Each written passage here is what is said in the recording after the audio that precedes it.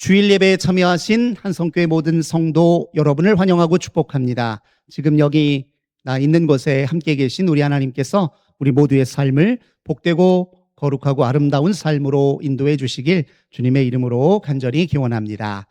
예수님처럼 생각하기를 주제로 말씀을 이어가고 있습니다. 오늘은 그 네 번째 시간으로 하나님의 뜻을 따라 비평적으로 생각하라, 이런 제목으로 은혜 나누도록 하겠습니다. 제가 개인적으로 제일 좋아하는 스포츠가 야구입니다. 만약에 내가 스포츠 전문 선수가 되면 뭘 할 수 있을까? 아마 야구 선수가 되지 않았을까 싶을 정도로 야구를 좋아하는 편입니다. 제가 모처럼 제가 화를 웬만해서는 안 내거든요. 야구 경기 보다가 흥분할 때가 참 많습니다. 그때가 제일 흥분하는 것 같아요. 그만큼 야구 경기를 즐겨보는 편인데, 그래도 야구장을 직접 찾는 경우는 그렇게 흔치 않습니다. 그런데 최근에 야구장을 찾는 야구 팬들이 굉장히 많더라고요. 작년 통계를 보니까 작년 한 해 누적 관람객 수가 1200만 명이었어요.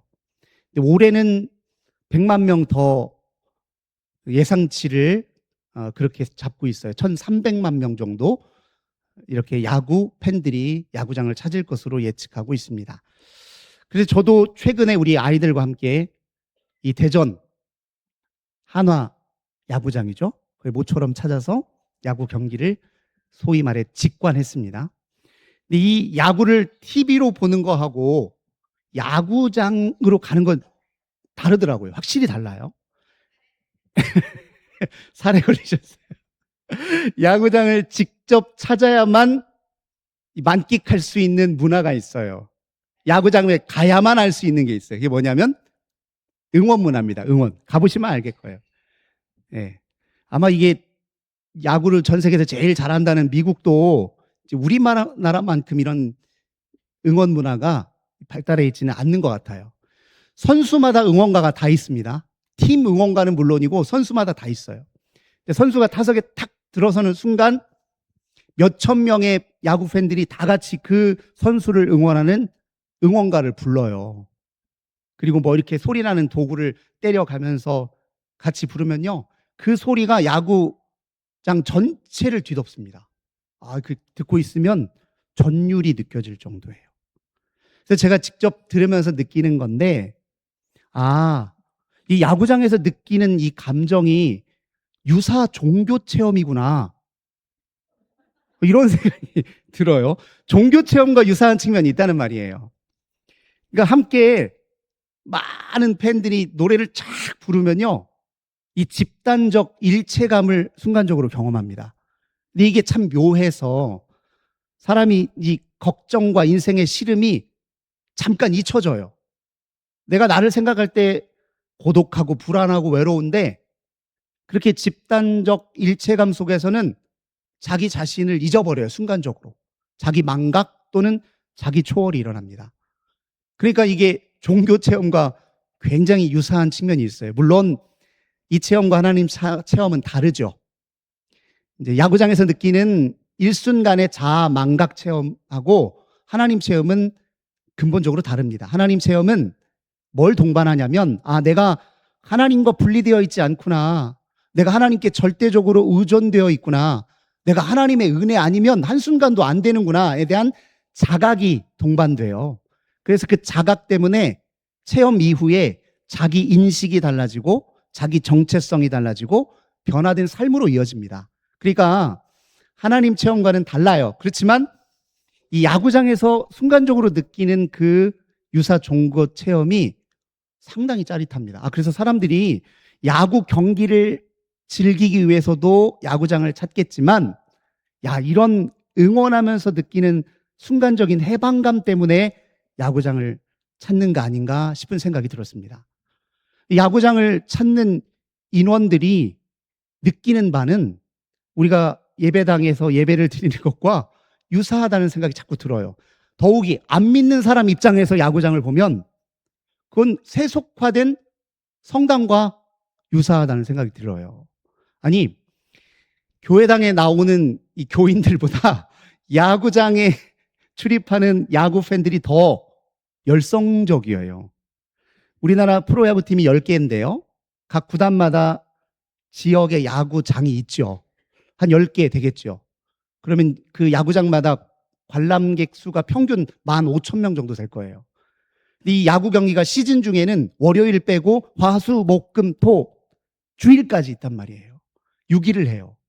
근데 거의 매일 만석이에요. 그러니까 매일매일 15만 명의 야구 팬들이 야구장을 찾아요. 얼마나 열성적이에요.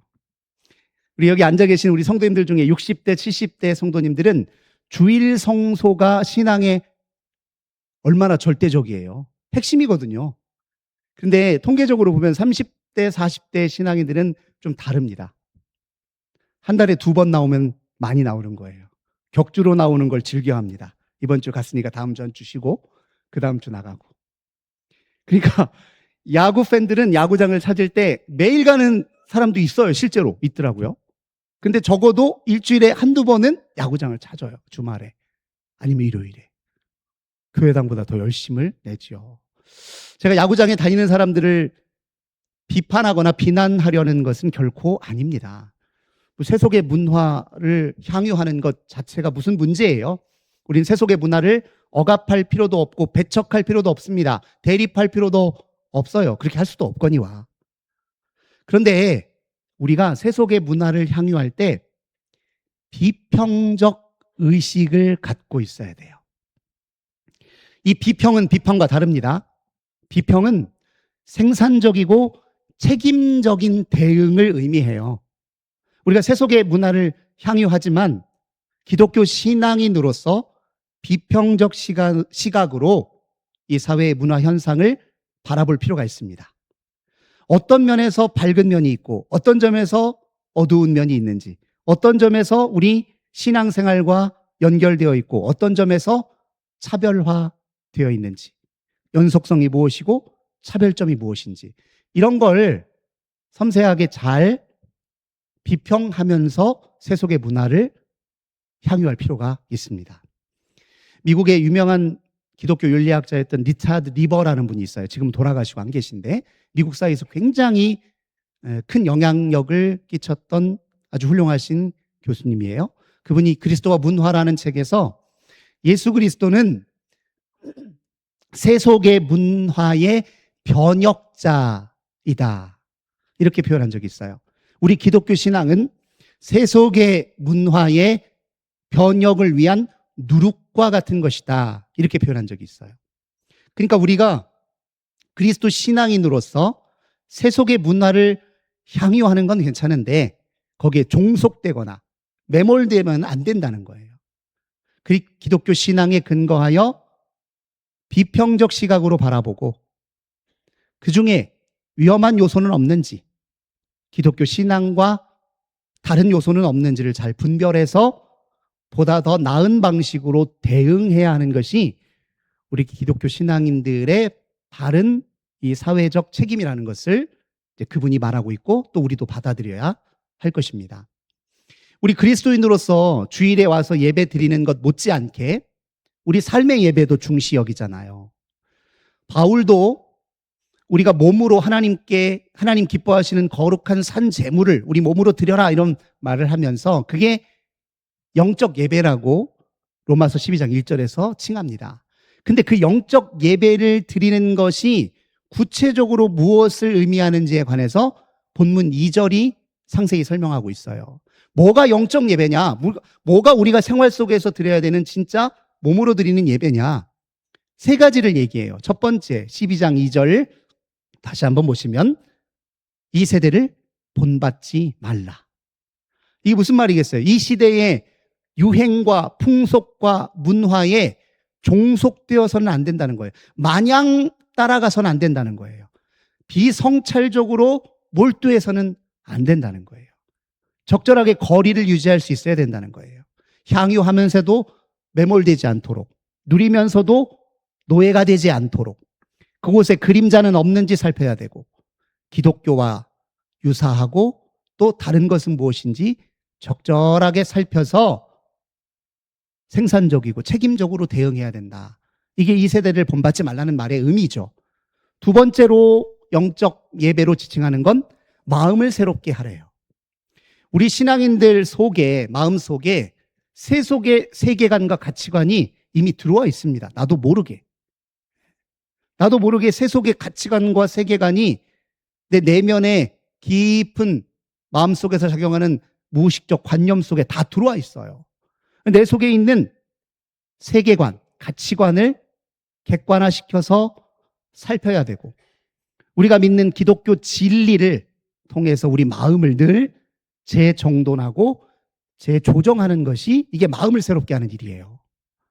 자기가 어떤 세계관과 가치관에 입각해 살고 있는지, 내 행동에 어떤 세계관이 있는지, 이걸 늘 살펴야 한다는 거예요. 세 번째로, 우리가 세상에서 몸으로 드리는 영적 예배를 드리려면 하나님의 뜻을 분별해야 한다고 바울이 얘기합니다. 뜻을 분별한다는 건 그 뜻을 구현하도록 힘쓰라는 말이겠죠. 이게 바로 바울이 말하는 영적 예배라는 거예요. 그런데 이런 영적 예배를 한마디로 말하자면 우리가 세속의 문화를 비평적 시각으로 바라보고 그리스도의 변혁자로서의 그 삶을 우리도 추구하면서 이 세속의 문화의 그림자를 치료하고 상실된 가치를 다시 구현하는 것이 우리 그리스도인들이 해야 될 진짜 영적 예배인 것이죠. 근데 이게 말처럼 쉬운 일은 아닙니다. 우리 삶의 패러다임을 전환하거나 확장할 필요가 있어요. 우리가 삶을 크게 둘로 분류할 수가 있습니다. 하나는 생존과 문제 해결을 지향하는 삶이 있어요. 야, 내가 이 세상에서 살아남으려면, 이 세상에서 잘 적응하고 살려면, 이 세상에서 성공하려면, 이 세상에서 부딪히는 문제들을 잘 해결하려면, 이런 질문들을 중심으로 생각하고 행동하는 것, 이게 생존과 문제 해결 지향의 삶입니다. 근데 이런 삶의 유형 말고 또 다른 삶의 유형이 있어요. 그게 목적과 가치 지향적인 삶입니다. 우리는 이 세상을 살 뿐만 아니라 앞으로 장차 도래하게 될 새로운 세상, 새하늘과 새 땅을 기다리고 소망하는 사람들이에요. 우리만 세상에서 일하는 게 아니라 하나님도 주의 나라 완성을 위해서 이 세상 한복판에서 일하고 계십니다. 우리는 마지막 새하늘과 새 땅을 기다리고 소망하고 앞당겨 살아야 할 책임이 있는 사람들이에요. 그 소망이 우리 그리스도인들의 가장 중요한 근본적 소망입니다. 그 나라를 지향하는 것을 우리가 목적 지향적인 삶이라고 얘기하는 거예요. 근데 그 사람을, 세상을 앞당기려면 지금 내가 여기에서 하나님 나라에 부합되는 가치들을 구현하면서 살 수 있어야 됩니다. 그게 가치 지향적 삶이에요. 우리 그리스도인들은 이런 삶으로 부름받았습니다. 이렇게 살아야 합니다. 우리는 그저 세상을 사는 사람이 아니라 이 세상 속에서 주의 나라를 기다리고 또 앞당기고 미리 살아내도록 부름받은 사람들입니다. 그러니까 이런 관점에서 보면 우리가 이 세상에서 상실된 가치가 무엇인가? 잊혀진 가치가 무엇인가? 간과되고 있는 가치가 무엇인가? 삶에서 정말 중요한데 자꾸 뒷전으로 밀려나는 것이 무엇인지를 살필 수 있는 눈이 우리에게 반드시 필요합니다. 그래야 우리가 하나님 나라를 앞당겨 살아낼 수 있을 뿐만 아니라 일상에서 드리는 참 예배를 드릴 수 있는 법이죠. 그러니까 이런 시각으로 살라 그러면 안 믿는 사람들 입장에서는 그럴 거예요. 아유, 복잡하고 어렵게 뭘 또 가치를 따지고 의미를 따지고 그냥 먹고 살기도 바쁜데 나는 그냥 잘 먹고 잘 살면 그만이에요 라고 말할지도 모르겠어요, 세상 사람들은. 그런데 잘 먹고 잘 살기 위해서라도 이 세속의 문화 속에 상실된 가치가 무엇인지 반드시 알아야 됩니다. 자, 제가 야구장 얘기를 초두에 했는데요. 야구 경기를 즐기는 것을 넘어서서 왜 사람들은 순간적으로 그런 집단적 일체감, 자기를 잠깐 잊어버리고 시름을 잊어버리려고 하는 그런 자리에 즐겨 가게 될까요? 이유는 간단해요. 혼자 있을 때 늘 고독하고 외롭고 불안하거든요. 경기장에서 응원가를 함께 부르는 잠깐이라도 해방을 얻을 만큼, 해방을 얻고 싶을 만큼 홀로 있는 순간 너무 고독하고 불안하고 외로워요. 이게 현대인들의 삶의 전형이에요. 어디 야구장만 그렇습니까? 좋아하는 유명 가수들의 콘서트 현장에도 그걸 경험할 수 있어요. 우리나라 가수 팬들은 전부 그 가수의 노래를 전부 다 외워버리잖아요. 가면 그 노래를 떼창이라고 하죠.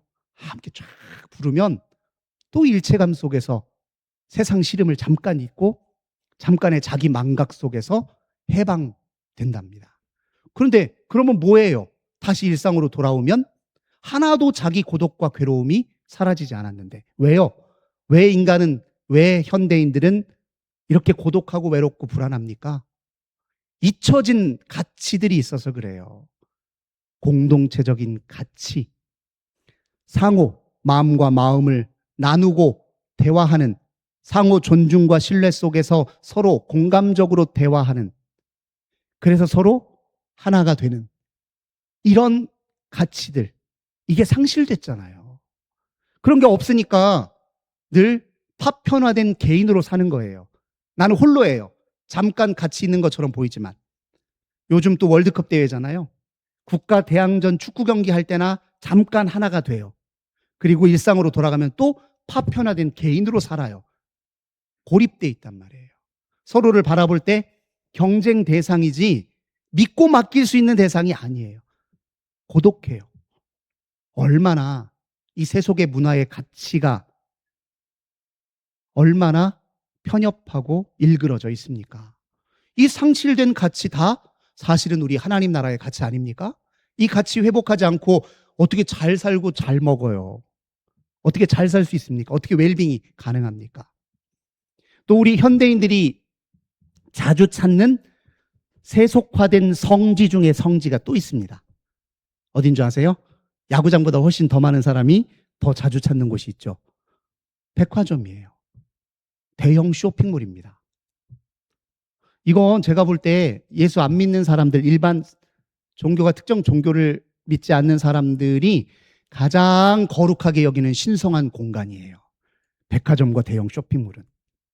그래서 일부러 백화점하고 대형 쇼핑몰이 지을 때 예배당의 구조를 본따 만드는 거 아세요? 우리 교회 보세요. 총구 얼마나 높아요. 백화점 가보셨죠? 어떻습니까? 1층부터 꼭대기층까지 천장이 어떻게 돼 있죠? 뻥 뚫려 있어요.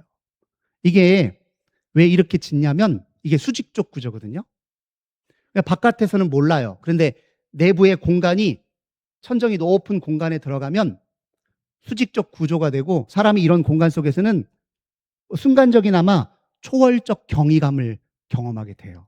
그러니까 다른 말로 하자면, 쉬운 말로 하자면 약간 딴 세상에 와 있는 것 같단 말이에요. 이 공간에 있는 동안에는 저 바깥 세상, 저 위태롭고 위험천만한 저 세상과는 잠깐 동떨어져 있는 그 묘한 공간처럼 느낀단 말이에요. 우리가 그렇다는 게 아니라 믿지 않는 사람의 입장에서 보면 백화점은, 대형 쇼핑몰은 예배당하고 똑같다니까요. 구조가. 사람들을 환대하고 영접하는 로비 공간이 항상 넓어요. 대형 쇼핑몰은. 우리 교회 로비 얼마나 넓습니까? 저 환영의, 환대의 장소거든요. 대형 쇼핑몰에는 항상 각 층마다 코너마다 어떤 상품들이 진열되어 있는지에 대한 안내 지도가 있어요.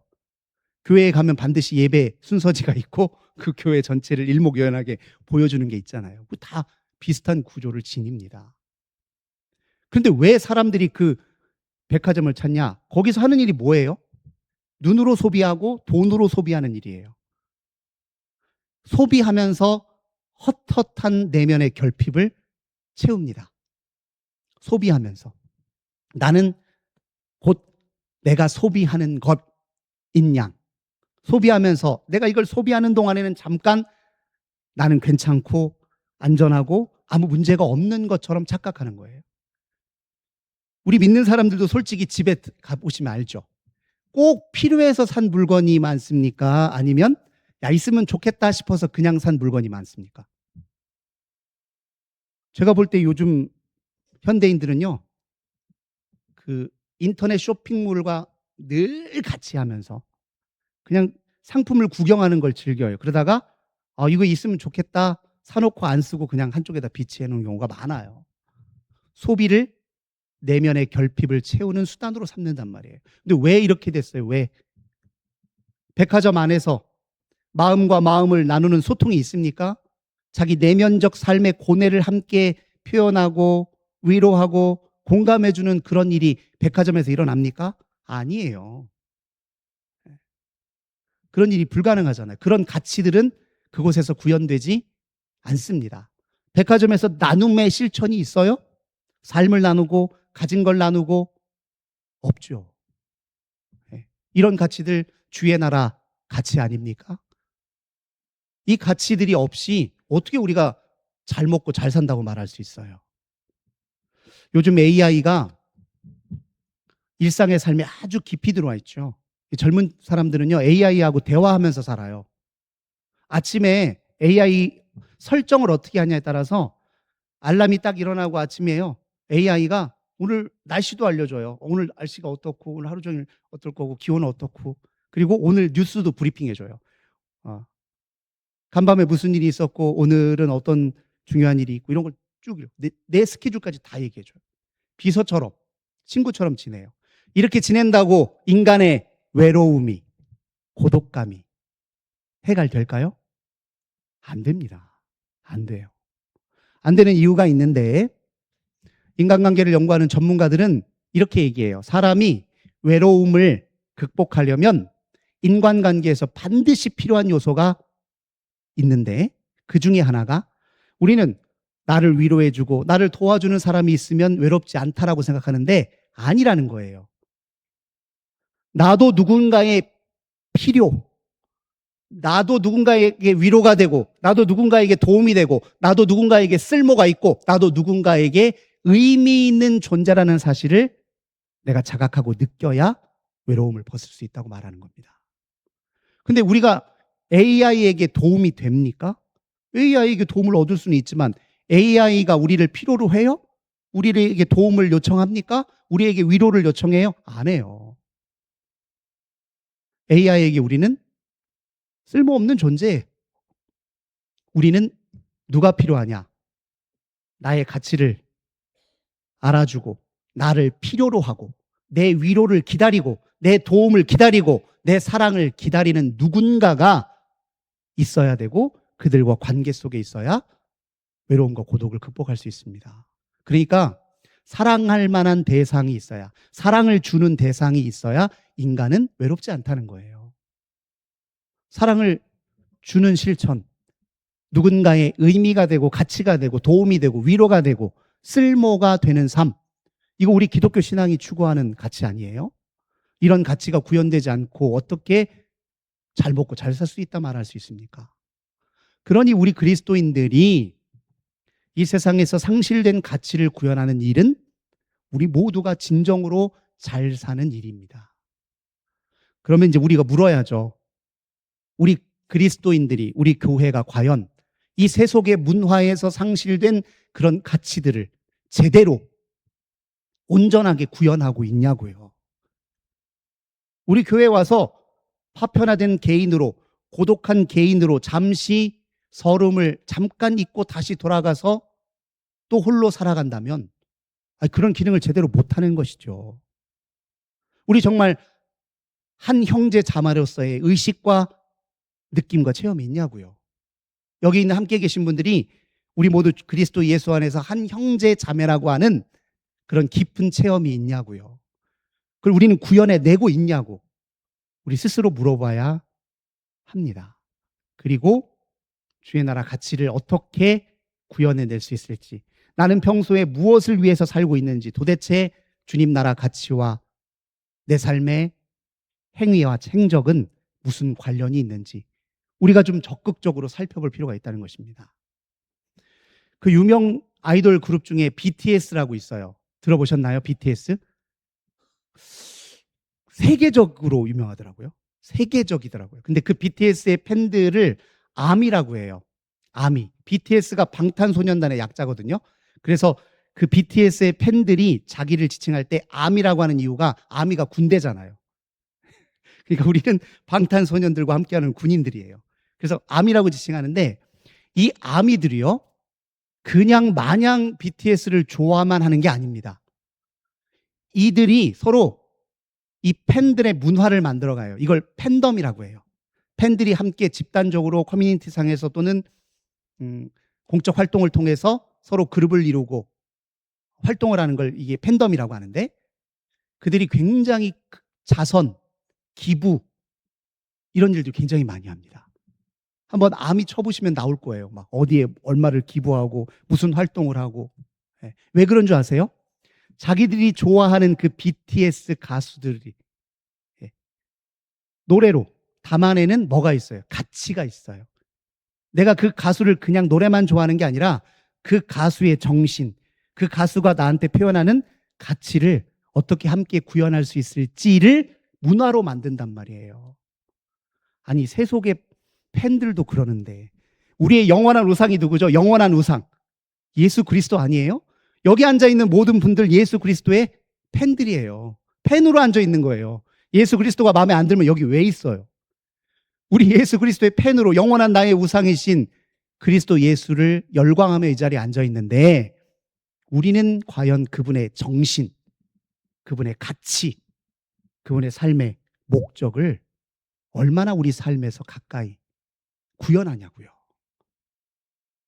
이것을 오늘 바울은 우리에게 묻고 있습니다. 사랑하는 성도 여러분, 삶의 예배를 드리기 위해서는 이 세속의 문화에 마냥 향유하고 매몰되지 않고 기독교 신앙의 진리에 입각해 비평적 시각으로 보셔서 상실된 가치들을, 주님 나라 선한 가치들을 우리 공동체에서, 우리 삶에서 구현하며 사시기를, 그런 저와 우리 성도님들 되시길 주님의 이름으로 간절히 기원합니다.